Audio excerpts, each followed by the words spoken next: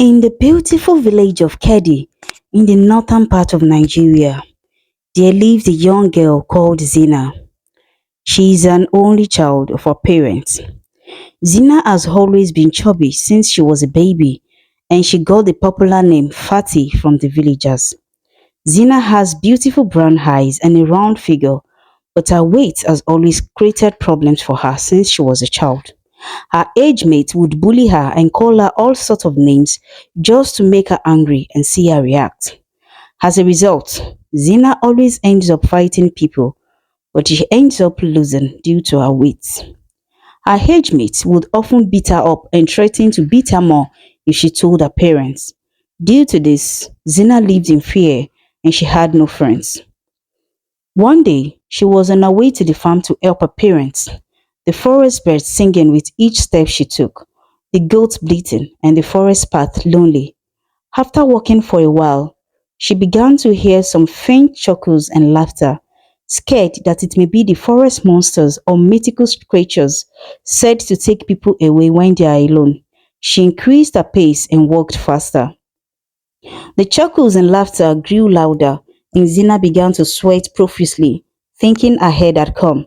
She got tired of running after a while and decided to take some rest while looking around in fear. A group of kids jumped out from the bushes and pounced on her. They surrounded her and beat her up with canes. Zina pleaded for them to stop, but they refused.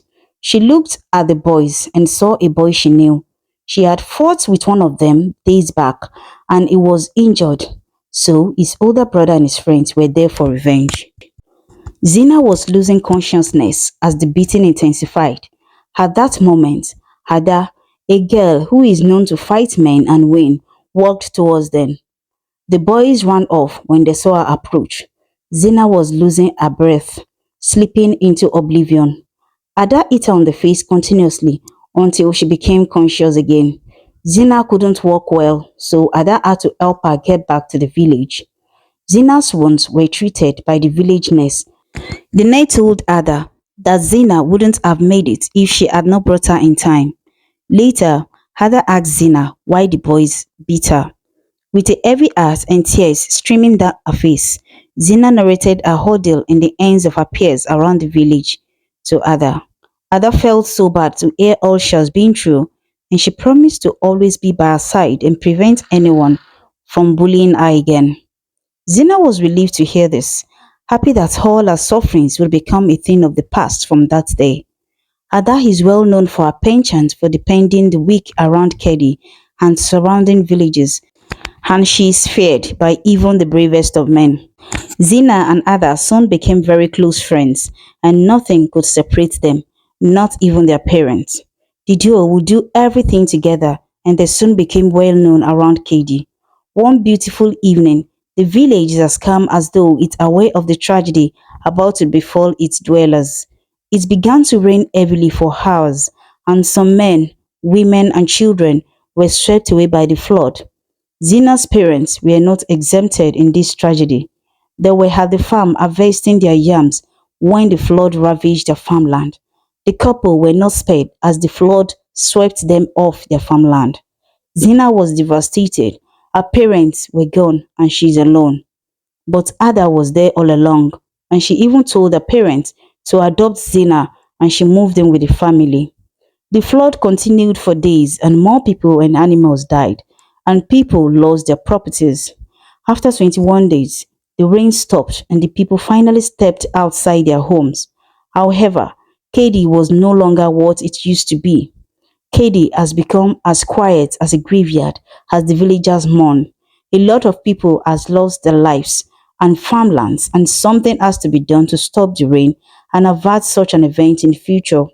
So the village chief sought the villagers to converge at the market square under the full moon to get answers from their ancestors and put an end to the rain, which doesn't seem to have an end in sight.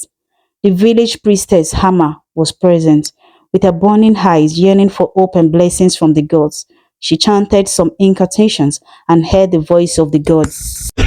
Hama, tell your people to find us a young chaste maiden Who is ready to embark on a journey to the Igodo forest? I need the bark of the Igodo tree, the flowing water, and the leaves. Failure to do this will result in continuous rain until the entire village is destroyed. The priestess was taken aback by this revelation. She feared for her village and what would become of it if she doesn't act fast. She informed the villagers of what the gods wanted, and everyone quivered in fear. The Igodo forest is an evil forest where nobody has been said to return from, and the only person who returned from the forest ended up as a lunatic and died a few days after regaining her sanity. The mothers and fathers held on tight to their girls, and some of them started leaving the gathering. No one is willing to send their children on such a dangerous mission. Ada's parents held Ada and Zina tightly, and they left the gathering too. Later that night, Ada and Zena started talking in hushed voices while their parents slept in their room. Zena told Ada that she would like to go to the forest because she heard from her mom that the Igodo forest was once a young beautiful princess who left Katie in anger because she was betrayed by her husband and her best friend. Legend has it that she turned into a tree when she got to the forest and did not spare anyone who went to her except the woman who came back and lost her sanity afterwards. She told Ada that according to her mother, the mad woman was her friend and she found out the secret to leaving the Igodo forest alive. The tree warned her not to tell anyone, but she did and she lost her sanity. Zina whispered to Ada that the woman shared a secret with her mom and she told her about it. Ada covered her mouth in shock. Zina said she won't be sharing it with her because she's scared she might die if she does because the tree would know. She told Ada that she would meet Amma, the chief priest, and prepare to go to the Igodo forest. Ada tried to stop her, but Zina had made up her mind. The next day, at the first cockcrow before the villagers wake up to go to the farm, Zina was prepared to leave the village. Amma gave her a bag containing some water and food and an oil lamp to help her see at night. Zina set out even though she had doubts about the journey and her heart flickered. She had high hopes and expectations as she embarked on the dangerous journey. The path towards the Igodo forest was bubbly as the birds sang and the morning sun shined bright on the forest trees. Zina sang as she walked, her voice echoing in the large forest, awakening the spirits in the forest. Suddenly, the forest became as silent as a graveyard, and the drop of water from morning dew could be heard on the leaves. Zina stopped singing when she noticed this. She felt a strange surge of energy around her, and when she looked up, she saw a bright white light shine bright on her eyes. She covered her eyes with her palms, but the light shines brighter, and everything on her path became white, and she blacked out. When she woke up, she found herself under a very big baobab tree. A beautiful young lady sits on one of the branches, staring deeply into Zena's eyes. She jumped up in fear and asked her who she is. The lady let out a loud, thunderous laugh and said, I should be asking you that question. You are in my home, disrupting my sleep. Who are you? Zena quickly remembered that her mom had told her to bow down when talking to Igodo and sing a eulogy. Zena proceeded to praise her as she was taught by her mother, and Igodo became calm and happy. She summoned the bark of the tree, some leaves, and the water that will liberate the people of Kadi, and Zena collected them with joy. She then asked Zena if she wanted anything again, and Zena, without thinking hard, replied, I want to be slim and beautiful. Igodo granted her wish with a thunderous reply. Yes, your wish is granted. It is done. And Zeno left after thanking her. As Zena walks back into her village, she is happy that she will finally set her people free and Kedi will once again shine bright and activities will return to what it used to be. But then she will notice something strange. The women who came across her kept smiling and admiring her, and the men were drooling over her. She found this strange and wondered what could be the reason for this, not knowing that Igodo had made her the most beautiful girl in the kingdom. When she got back to Amma, She gave her the bowl of water, leaf, and bark of the tree from Igodo, and Hama couldn't believe her eyes. Zina is the only survivor of the Igodo forest after the last person that went and died mysteriously when she returned. Suddenly, Hama gave Zina a strange look, as if she had just resurrected from the dead. She asked Zina how she lost so much weight, and Zina explained that Igodo asked her to make a wish, and she wished to be beautiful and slim. Hama was shocked that Zina could ask for something as vain as being beautiful. She said, "You should be careful what you wish for and not incur the wrath of the gods. You should have asked for long life and prosperity for the people of Kedi, and everything would fall in place." Zina was angry at Amma for being concerned about the people alone. She told her that she has always been bullied for being fat since she was a child, and seeing an opportunity to change this, she had to grab it. Hama then explained to Zina that Igodo will not grant her wish to be beautiful without taking anything in return. But Zina replied that indeed, Igodo is not the evil that everyone painted her to be. She accepted her and even made jokes with her. Amma then thundered, "Believe the evil Igodo at your own peril. The gods have spoken, and you shall find out that which has been taken in replacement of your beauty in due time." Zina believed Amma was only jealous of her for not being the one to take the glory of coming back from the Igodo forest alive. So she left her place in anger. As she walked home, some villagers followed her and chanted songs of victory. At a point, they lifted her on their shoulders, singing her praises and calling her Zina, the beautiful girl who liberated the village of Kedi. Zina was overwhelmed with joy and happy that for the first time in her life, she is actually being seen and celebrated by the very people who once despised her. Ada was happy that Zina was back and she rushed out of the house. She had just returned from the farm when she heard that Zina was back. She hugged her and the two friends cried. They were together the entire night as Zina narrated everything she passed through in Igodo forest, but she was careful not to tell her the secret to leaving the forest alive. The next day was met with a new dawn as the villagers basked in the aura of serenity and bliss. The villagers gathered at the market square at noon as Amma performed the needed rituals with fervent pleas to the gods for acceptance of the sacrifice. From that day onwards, the villagers began to experience peace and the businesses blossomed more than ever. It became very glaring, even to the blind, that the effect of Zina's journey to the Igodo forest has yielded excellent results. Soon, the village head and the chiefs began to discuss how best to compensate Zina for her sacrifice. After days of meeting and deliberations, they finally decided that she deserves to be a future queen of Kedi. So, the honor of being a bride to the prince was bestowed upon her. Zina was summoned and informed of the agreement to marry her off to the prince, and her joy knew no bounds.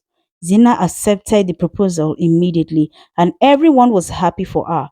Even those who have humiliated her in the past were suddenly seeking her attention. Before the wedding, Ada had a talk with Zina. She asked her if she truly loves the prince or is bound to pressure from the chiefs, but Zina replied that she loves him. Ada asked her if she was sure about it, and Zina became angry. She accused her of being jealous and trying to take the prince from her. Ada assured her she would do no such thing. She was only looking out for her. However, Zina did not believe her and she stopped sharing some things with her. Zina left home a few days before the wedding without telling Ada or her parents. Ada felt betrayed and hurt, but she attended the wedding with her parents nonetheless. Many dignitaries were present at the wedding, and it was indeed a beautiful sight to behold. The villagers were in their best dresses, and they came with lots of gifts for Zina. Ada also bought a friendship necklace for Zina, but she tossed it in a basket of fruit in her presence. Ada's heart sank as she saw this, and when she tried to talk to Zina, she ignored her many times. Zina continued ignoring her even after the wedding. She would give excuses and avoid meeting with Ada many times. Ada was sad that she had lost a friend and she cried for days. Her parents consoled her. Ada cried after thinking about the things they've shared together, and she realized that Zina was not with her because she loves her.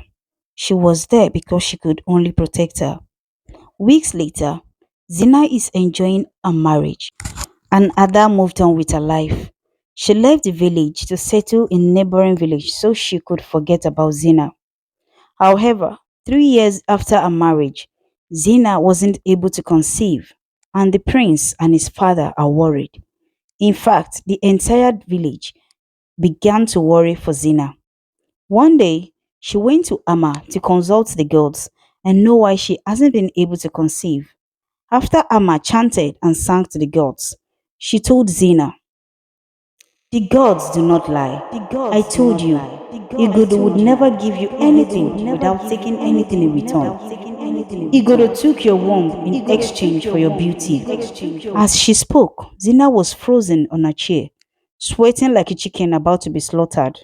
Hama laughed hard again and danced and sang, happy that the words of the gods had finally come to pass. Zina did not know what to do. She asked Hama if there was any solution, and Hama replied, Igodo's wishes are irreversible and her curse remains forever. The only solution is to give back that which you collected from her, the water, leaves, and tree bark. Ha ha ha ha. Zina couldn't believe her ears. That is not possible because all the items had been used. She thought Igodo meant well and never imagined that she deceived her. She told Amma that she would go back to Igodo, but Amma advised against it, saying Igodo would not let her return. Zina began to cry, feeling dejected and sad. She left Amma's place and cried as she went back home. She did not know what to do.